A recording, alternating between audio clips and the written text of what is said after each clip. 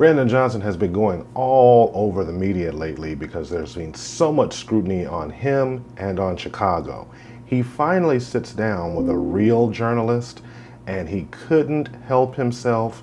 In classic Brandon Johnson fashion, he played the race card right out of the gate. Let's see how long it takes for him to play the race card. Joining us now to discuss this further is Chicago Mayor Brandon Johnson. So, Mayor, we're going to get to the National Guard in just a minute. But first, President Trump this morning called for you, Illinois Governor J.B. Pritzker, to be jailed for, quote, failing to protect ICE officers. What is your response?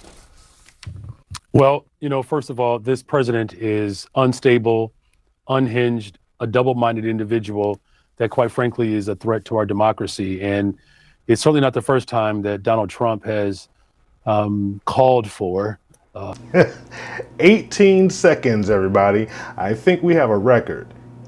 From the time that he started speaking, it took him 18 seconds to drop the race card, notwithstanding that Pamela asked him, hey, Donald Trump is threatening to arrest you and Governor Pritzker. He couldn't help himself. Let's continue watching. I'm not going anywhere. I'm going to stay firm as the mayor of this amazing city, which was voted 9 years in a row, the best big city in America, and we're going to defend all of Chicago. Yeah, and to be clear, he's also calling for the governor, J.B. Pritzker, to be jailed as well. See, even Pamela Brown couldn't let that go. She had to even say, well, he's also calling for the arresting of the governor, of Governor Pritzker. She wasn't going to allow him to turn that into a race thing. So kudos to Pamela right off, starting out with this interview. Let's see how it goes from here. What are you hearing when it comes to the Texas National Guard troops, when they'll actually be deployed into the city, what they're actually going to be doing there? Well, there's been no communications with my administration and the federal government. What we do know is that this president is working outside the bounds of the Constitution, and that there are National Guard from the state of Texas that are being, quote unquote, trained just outside of the city of Chicago. And keep in mind, these individuals do not have policing powers. They do not have arresting powers. So the judge right now in Illinois is looking at what exactly is the mission of the National Guard from the state of Texas. We know this is illegal, unconstitutional. That's already been proven in the courts in Oregon, and we fully expect the same ruling to take place here in the state of Illinois. And the White House says that they're doing what they're allowed to do under Title 10, the law. They say that these operations are designed to protect federal facilities and officers. And there have been some protesters around Chicago that have blocked access to the ICE facility in Broadview. Does that prove that this mobilization is needed? No. In fact, this president is working to look, from the very beginning, we always knew that sending in the federal agents was a pretext to the National Guard. His ultimate goal is to send the military into American cities, which there aren't people who are signing up to serve and protect our democracy abroad to be then unleashed on the cities that are actually raising them. What we have seen is a full escalation from these federal agents. And a man was shot and killed. Another person was shot by federal agents. Just this past weekend, they unleashed tear gas on my local police department. Over 24 police officers were subject to this type of violent escalation. The people in Chicago are very clear about our fundamental right to protest. That is a fundamental right for our democracy, and that's what we're going to continue to protect. If you've been watching this channel, I've covered his talking points on a few videos recently. The tear gas was deployed by ICE because they got pinned in by some people, some citizens who were trying to pin them in with their cars. They shot at a woman, or they shot a woman because she tried to ram them with her car. He just can't even, he's just rehearsing these prevarications over and over and over again, and just hoping that when he gets in front of the next individual, they won't call him on it. Let's see how Pamela does from here. Right. Now, the woman that was shot, DHS has said they did that for defensive reasons. She was car ramming, but there are certainly questions surrounding that still. But when it comes to what I had mentioned, for example, protesters blocking access to federal buildings, what is your message to those protesters? I mean, do you support them blocking access? What I've always said is that we have to peacefully assemble, and we do that nonviolently. That is how we have transformed this country. The city of Chicago is known for its ability to stand up and to resist peacefully. So, of course, we're not condoning any acts of violence. But that also includes that the federal government cannot unleash tear gas and shoot pepper balls at journalists for just showing up to do their job and to cover the news. This president has intentionally worked to escalate violence in the city of Chicago and cities across America. We're just simply defending our fundamental right to our democracy. This president has made it very clear he doesn't support this Constitution. Mm-hmm. And if Congress, which our framers designed for Congress and the Supreme Court and the courts to provide checks and balance, if Congress will not hold this president accountable, I will.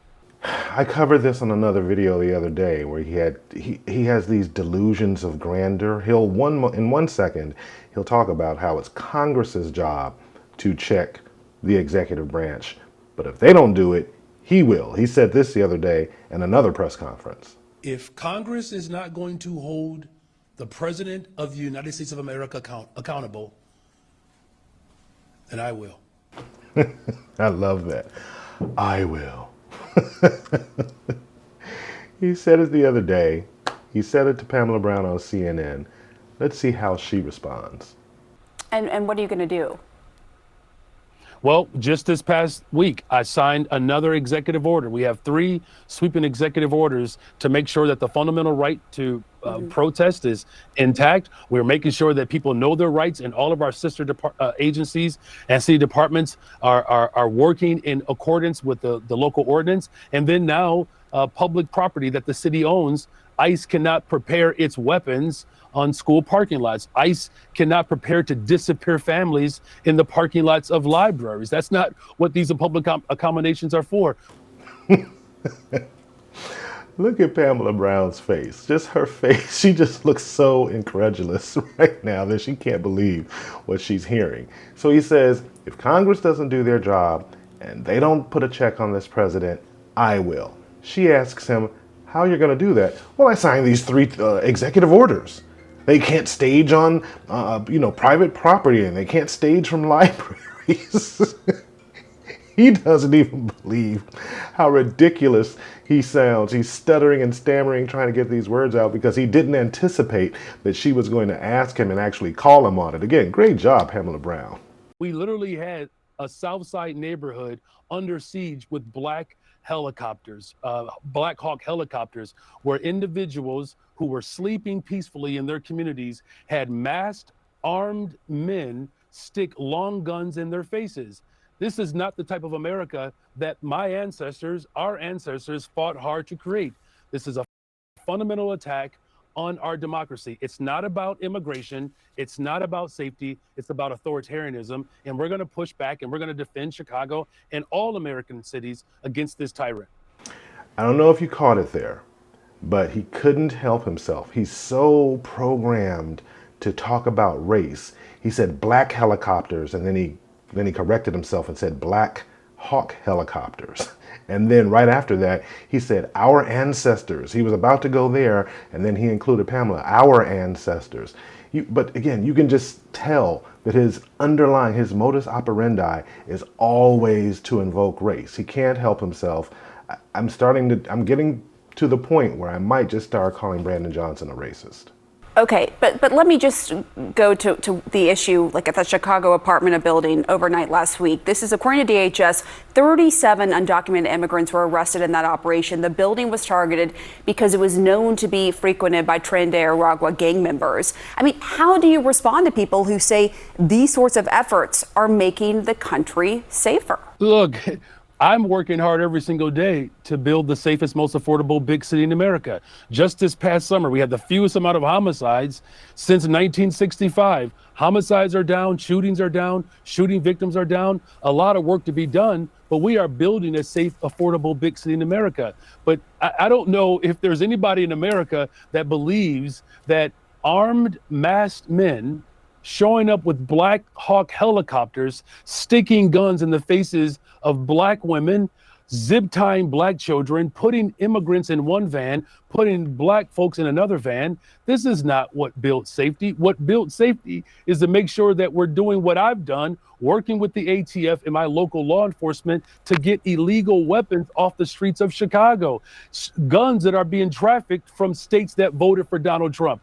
If he was serious about safety, he would not have defunded a program of $800 million that was geared towards violence prevention. He cut the ATF budget by 30%.